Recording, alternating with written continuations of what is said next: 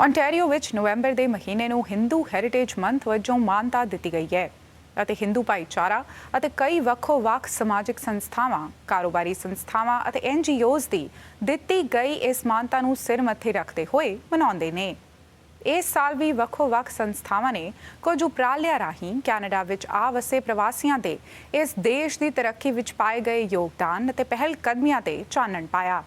ਇਸ ਦੇ ਨਾਲ ਹੀ ਕਈ ਚਰਚਾਵਾਂ ਅਤੇ ਸੰਵਾਦਾਂ ਲਈ ਵੀ ਰਾਹ ਪੱਧਰਾ ਕਰਨ ਦੀ ਕੋਸ਼ਿਸ਼ ਕੀਤੀ ਗਈ, ਜਿਨ੍ਹਾਂ ਵਿੱਚ ਮੂਲ ਵਾਸੀਆਂ ਲਈ ਆਵਾਜ਼ ਚੁੱਕਣਾ ਅਤੇ ਜਲਵਾਯੂ ਨੂੰ ਬਿਹਤਰ ਬਣਾਉਣ ਜਿਹੇ ਮੁੱਦੇ ਸ਼ਾਮਿਲ ਨੇ।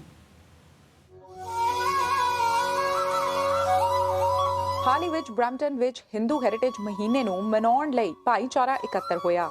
ਇਸ ਇਵੈਂਟ ਵਿੱਚ ਭਾਗ ਲੈਣ ਵਾਲੇ ਵਿਅਕਤੀਆਂ ਦਾ ਕਹਿਣਾ ਸੀ ਕਿ ਅਜਿਹਿਆਂ ਉਪਰਾਲਿਆਂ ਰਾਹੀਂ ਨਾ ਸਿਰਫ ਭਾਈਚਾਰੇ ਨੂੰ ਹੱਲਾਸ਼ੇਰੀ ਮਿਲਦੀ ਹੈ, ਸਗੋਂ ਆਉਣ ਵਾਲੀਆਂ पीढ़ियां ਨੂੰ अपनी संस्कृति बारे भी जानकारी दी जा सकती है।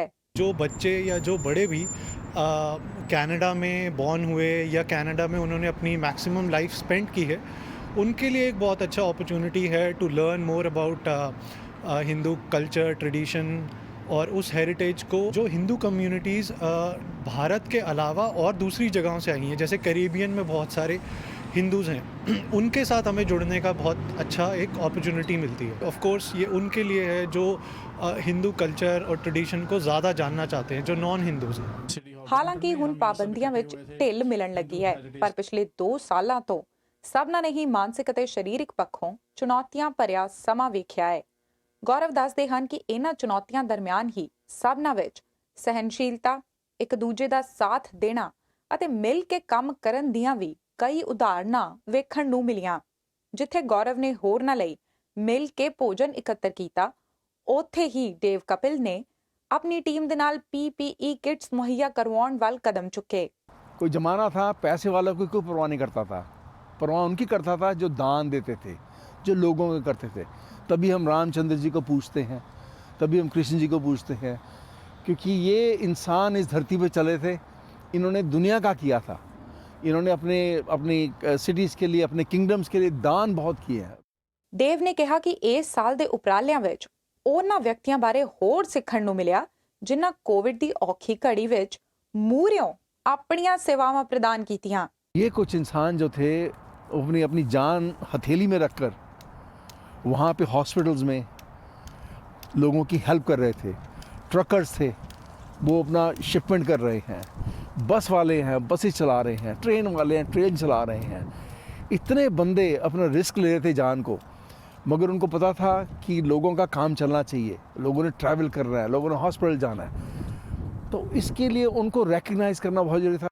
ਬਸੰਤ ਸ਼ੋਰੀ, ਜਿਨ੍ਹਾਂ ਮਹਾਮਾਰੀ ਦੌਰਾਨ ਮਾਨਸਿਕ ਸਿਹਤ ਸੰਭਾਲ ਨੂੰ ਅਹਿਮੀਅਤ ਦਿੰਦੇ ਹੋਏ ਭਾਈਚਾਰੇ ਦੇ ਵਿਅਕਤੀਆਂ ਨਾਲ ਕੰਮ ਕੀਤਾ, ਉਹਨਾਂ ਦਾ ਕਹਿਣਾ ਹੈ, ਸਾਨੂੰ ਬਹੁਤ ਕੁਝ ਮਿਲਿਆ ਸਮਾਜ ਤੋਂ। ਅਸੀਂ ਸਮਾਜ ਨੂੰ ਕੀ ਦਿੱਤਾ, ਇਹ ਮਨ 'ਚ ਹਮੇਸ਼ਾ ਇੱਕ ਪ੍ਰਸ਼ਨ ਰਹਿੰਦਾ ਸੀ। ਜਿੱਥੋਂ ਮੈਨੇ ਇਨੀਸ਼ੀਏਟਿਵ ਲੈਤਾ, ਅਰੇ ਸੋਚਿਆ ਮੈਨੂੰ ਕੁਝ ਕਰਨਾ ਚਾਹੀਦਾ। ਔਰ ਸਪੈਸ਼ਲੀ ਮੈਂ ਸਾਈਕੋਲੋਜੀ ਦਾ ਸਟੂਡੈਂਟ ਰਿਹਾ ਅਤੇ ਫਿਰ ਮੈਨੇ ਪਤੰਜਲੀ ਯੋਗ ਦਰਸ਼ਨ ਦਾ ਮੂਲ ਗ੍ਰੰਥ ਨੂੰ ਪੜ੍ਹਿਆ, ਤਾਂ ਮੈਨੂੰ ਪਤਾ ਲੱਗਿਆ ਵੀ ਅੱਜ ਕੱਲ੍ਹ ਲੋਕ ਉਦਾਸ ਨੇ, ਇਕੱਲੇ ਹੋਣ ਕਰਕੇ ਉਹਨਾਂ ਦੇ ਮਨੋਬਲ ਨੂੰ ਵਧਾਇਆ ਜਾਵੇ। ਮਹਾਮਾਰੀ ਦੌਰਾਨ ਹੀ ਮੂਲ ਵਾਸੀ ਬੱਚਿਆਂ ਦੀਆਂ ਅਣਪਛਾਣੀਆਂ ਕਬਰਾਂ ਮਿਲਣੀਆਂ ਸ਼ੁਰੂ ਹੋਈਆਂ ਸਨ, ਜਿਸ ਕਾਰਨ ਪਹਿਲਾਂ ਤੋਂ ਹੀ ਵਿਪਰੀਤ ਸਥਿਤੀਆਂ ਨਾਲ ਲੜ ਰਹੇ ਸਮਾਜ ਨੂੰ ਇੱਕ ਹੋਰ ਗਹਿਰੀ ਸੱਟ ਵੱਜੀ। ਸਾਊਥ ਏਸ਼ੀਅਨ ਭਾਈਚਾਰਾ ਜੋ ਆਪ ਹੀ ਬਸਤੀਵਾਦ ਹੰਢਾ ਚੁੱਕਿਆ ਹੈ ਅਤੇ ਉਹਨਾਂ ਮੁਤਾਬਿਕ ਉਹ ਮੂਲ ਵਾਸੀਆਂ ਦੇ ਦੁੱਖ ਨੂੰ ਸਮਝਦੇ ਹਨ, ਉਹਨਾਂ ਦੀ ਮਦਦ ਵੀ ਕਰਨਾ ਚਾਹੁੰਦੇ ਹਨ।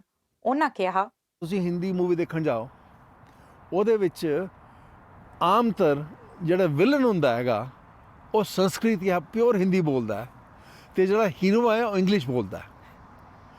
ਇਹ ਬੜਾ ਸਬਕੌਂਸ਼ੀਅਸ ਮੈਸੇਜ ਭੇਜਿਆ ਜਾ ਰਿਹਾ ਹੈ ਕਿ ਜਿਹੜੇ ਬੰਦੇ ਇਹ ਹੈ ਜਿਹੜੀ ਇਹੋ ਜਿਹੀ ਭਾਸ਼ਾ ਬੋਲਦੇ ਆ ਉਹ ਗਲਤ ਹੈ, ਅਤੇ ਜਿਹੜੀ ਅੰਗਰੇਜ਼ੀ ਬੋਲਦੇ ਆ ਸੁਪੀਰੀਅਰ ਹੈ। ਇੱਦਾਂ ਹੀ ਐਬਰੀਜਨਲਸ ਵਾਸਤੇ ਇਹਨਾਂ ਨੇ ਸੇਮ ਚੀਜ਼ ਕੀਤੀ ਹੈਗੀ।